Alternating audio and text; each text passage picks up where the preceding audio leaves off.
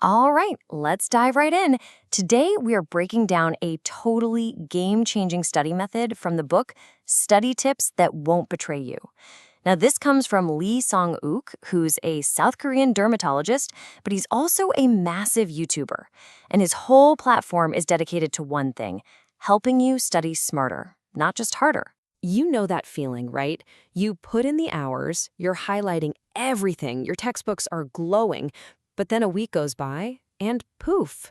It's like all that knowledge just vanished into thin air.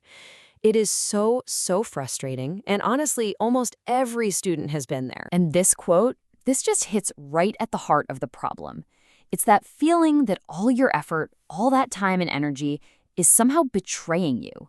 Well, if that sounds even a little bit familiar, then you are in the right place. We're about to break down a system that is designed to make sure your hard work finally starts paying off. So let's tackle that first big idea.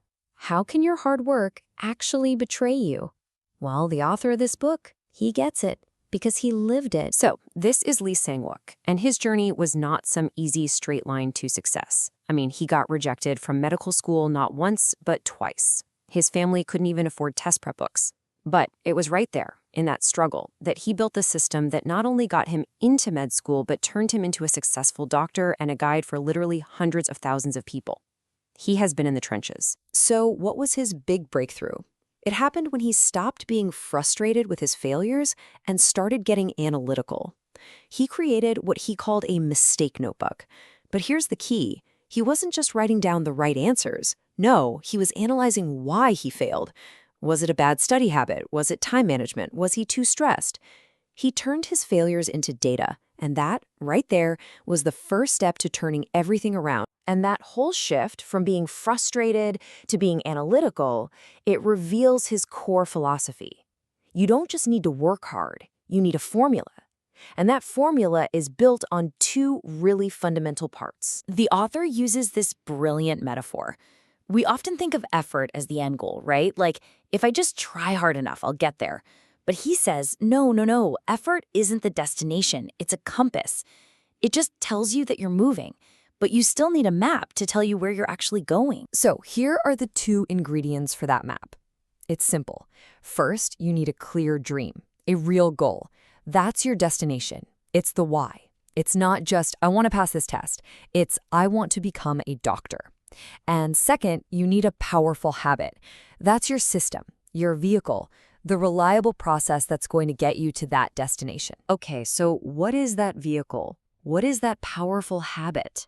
This is the master system at the very heart of the book. It's called the 1-4-7-14 repetition system. And it's a simple but incredibly powerful method designed to beat our brain's biggest enemy, forgetting. Now, this whole method is based on some real science. It's designed to fight something called the Ebbinghaus forgetting curve. A psychologist discovered this, and it basically shows how our brains are literally programmed to forget information over time unless we do something to stop it. Well, this system, this is that something. It's a way to make remembering automatic. So here's how it works. It's just a simple schedule. On day 1, you learn something new. The very next day, day 2, you review it. Then you review that same material again on day 4. Then again on day 7, and one last time on day 14. See the pattern? Each one of those reviews hits the brakes on that forgetting curve, and it systematically pushes that information from your shaky short-term memory into your rock-solid long-term memory. Now, to make this system stick, you have to shift your mindset a little. First, you have to let go of what the author calls progress anxiety. That's that need to just keep turning pages. Instead, you focus on retention. Second, you start small. Only plan to study about 70 or 80% of what you think you can do. This stops you from burning out. And maybe most importantly, you see every review as a small victory. Each one builds the confidence you need to keep going. Okay, so on top of that core system, the author gives us some absolutely brilliant, super practical hacks that make the whole thing even more effective. This one is my favorite. It's so simple, but it's genius. You use 3 highlighters. Green is for the big picture stuff, chapter titles, main themes. Yellow is for the key details, the important concepts. And then there's pink. Pink is for the stuff you just keep forgetting. What you end up with is a visual map. When you're short on time, you can just scan the pink stuff. It's an incredibly efficient way to review. The book also points out something crucial. Not all subjects are the same.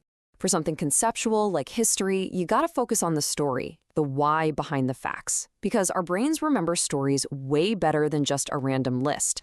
But for something procedural like math, the focus should be on the process of how a formula is created, not just memorizing the formula itself. This creates what he calls body memory, where your hand kind of just knows what to do, which frees up your mind. So, does this actually work in the real world? Well, let me tell you about a student named Hyun Woo. He started using these methods just 4 months before his exams. 4 months! The result? He got a nearly perfect score and got into the super prestigious medical school at Seoul University. It's pretty amazing. And look, it's not just for top-tier students. There's the story about a young man named Jin Kyu. He started out barely knowing the English alphabet, but by using these systems, he got his TOEIC score over 800 in just 10 months. And what he said gets to the real heart of it all. He realized he wasn't bad at studying. He just hadn't found the right method yet. That is so powerful. So, let's zoom out. What's the really big picture here? What does all this mean beyond just, getting a better grade on a test? Well, it all comes down to this really powerful quote from the author. Your current study attitude becomes your future life attitude. Think about that.